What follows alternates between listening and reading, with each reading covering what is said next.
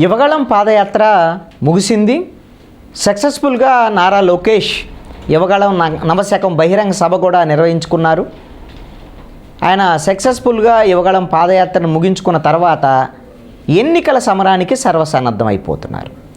అందుకని వాస్తవంగా ఆయన 400 రోజులు 4000 కిలోమీటర్లు ఆయన ఉత్తరాంధ్ర కూడా కవర్ చేయాలని అనుకున్నటువంటి ప్రణాళిక. వాస్తవంగా అయితే 226 రోజులు 3132 కిలోమీటర్లు 97 అసెంబ్లీ నియోజకవర్గాల పరిధితో ఇది ముగించినటువంటి పరిస్థితి. నెక్స్ట్ ఇక ఎన్నికలకు రెడీ అయిపోవాలి, సీట్లు వ్యవహారం ఇవన్నిటి అనేటువంటి అంశం ఒకటను. విస్తృత స్థాయిలో ప్రభుత్వానికి సంబంధించి ప్రజా వ్యతిరేక విధానాల మీద ప్రజల్లోకి వెళ్ళాలి అనేటువంటి ఆలోచనలో కూడా నారా లోకేష్ ఉన్నాడు. ఈ విధమైనటువంటి పర్యటన కార్యక్రమాలని తన సొంత నియోజకవర్గమైనటువంటి మంగళగిరి నుంచే ప్రారంభిస్తున్నారు.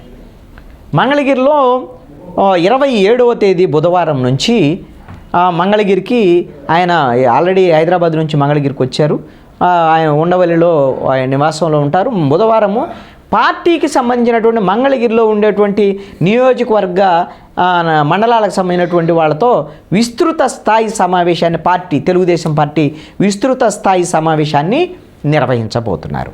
దీంతో పాటుగా ఆయా మండలాల్లో ఉండేటువంటి సమస్యలు ఏమిటి, ప్రధానంగా ఓట్లకు సంబంధించినటువంటి వ్యవహారం వివాదాస్పదంగా మారుతున్నటువంటి నేపథ్యం, తెలుగుదేశము జనసేనకు సంబంధించినటువంటి వాళ్ళ సానుభూతి పరులు ఆ పార్టీకి సంబంధించినటువంటి వాళ్ళ ఓట్లు తొలగించటము, బూతులకు సంబంధించినటువంటి ఒక చోట నుంచి భార్య ఒక ఓటు ఒక చోట ఉంటే భర్తది ఇంకొక చోటకు మార్చడం, ఇలాంటివన్నీ కూడా చేయటం. అదేవిధంగా అసలు ఈ ప్రాంతంలో లేనటువంటి వాళ్ళే 0 డోర్ నెంబర్లతో వీటితో కూడా ఈ రోజున కొన్ని దొంగ ఓట్లు చేర్పించడం, ఇలాంటివన్నీ కూడా ఈ అంశాలని నియోజకవర్గాల వారీగా తెలుగుదేశం పార్టీ మొత్తం సర్వే చేసి తేల్చింది.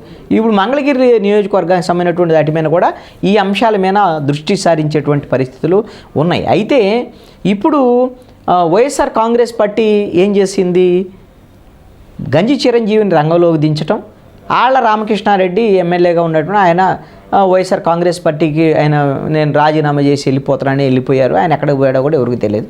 ఇప్పుడు గంజి చిరంజీవి రంగంలోకి దిగిన తర్వాత గంజి చిరంజీవి ఇంతకుముందు తెలుగుదేశం పార్టీ తరఫున 2014లో స్వల్ప ఓట్ల తేడాతో ఓడిపోయినటువంటి పరిస్థితి. ఇప్పుడు తెలుగుదేశం పార్టీ పాత లీడరు బీసీ నాయకుడు పద్మశాలి సమన్ కాబట్టి అతను రంగంలోకి దిగితే రేపొద్దున ఏ విధమైనటువంటి ఇబ్బంది అవుతుంది, ఏమైనా బీసీ సామాజిక వర్గాలకు సంబంధించినటువంటి వాళ్ళు తెలుగుదేశం పార్టీకి వ్యతిరేకంగా ఉంటే, ఎందుకంటే బాగా అక్కడ బీసీ సామాజిక వర్గ ఓట్లు పద్మశాలి ఓట్లు మంగళగిరి రూరల్ నియోజకవర్గాల్లో అత్యధికంగా ఉంటాయి. తాడేపల్లి ప్రధానంగా రెడ్డి సామాజిక వర్గ ఓట్లు అధికంగా ఉంటాయి. ఇక దుగ్గిరాలకు సంబంధించినటువంటి విషయానికి వచ్చేసరికి కొద్దిగా రెడ్డి మన తెలుగుదేశానికి కొంచెం మెరుగైనటువంటి బలంగా ఉండేదానికి అవకాశం. ఇప్పుడు మంగళగిరి రూరల్కి సంబంధించినటువంటి విషయంలో బీసీ ఓట్లు ఏమైనా పోతాయి. అందుకని బీసీలకు సంబంధించి పద్మశాలీలకు సంబంధించినటువంటి యాదవ్ సామాజిక వర్గానికి సంబంధించినటువంటి వాళ్ళు, ఇక మిగతా బీసీలకు సంబంధించినటువంటి వాళ్ళ తెలుగుదేశం పార్టీకి సంబంధించినటువంటి వాళ్ళందరినీ కూడా సమీకరించడం వ్యవహారం వీళ్ళందరితో నారా లోకేష్ మాట్లాడతాం. దీంతో పాటుగా ఏ నియోజకవర్గంలో ప్రధానంగా కీలకమైనటువంటి ముఖ్యమైనటువంటి నేతలతో కూడా ప్రత్యేకంగా నారా లోకేష్ సమావేశం కాబోతున్నారు. ఎందుకంటే ఎన్నికలు వచ్చే సమయానికల్లా మిగతా నియోజకవర్గాలకు కూడా ఎక్కువ సమయం కేటాయించాల్సినటువంటి పరిస్థితులు నారా లోకేష్ యువ నాయకుడిగా ఉంటుంది. కాబట్టి ముందే ఇప్పటికే ఒక రౌండ్ అయితే మ్యాక్సిమం నియోజకవర్గం మొత్తం ఆయన తిరిగారు. ఒక చిన్న ప్రోగ్రామ్స్ కుటుంబానికి సంబంధించినటువంటి ప్రతి వాళ్ళతో ఇంటరాక్ట్ అయినటువంటి పరిస్థితులు కూడా ఉన్నాయి.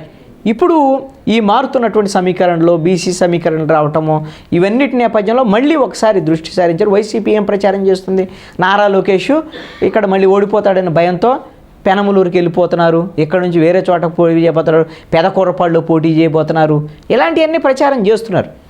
అసలు ఎట్టి పరిస్థితుల్లో నేను ఎక్కడికి వెళ్ళేది లేదు, మంగళగిరి నుంచే పోటీ చేస్తాను అని నారా లోకేష్ చెప్పారు. కాబట్టి నారా లోకేష్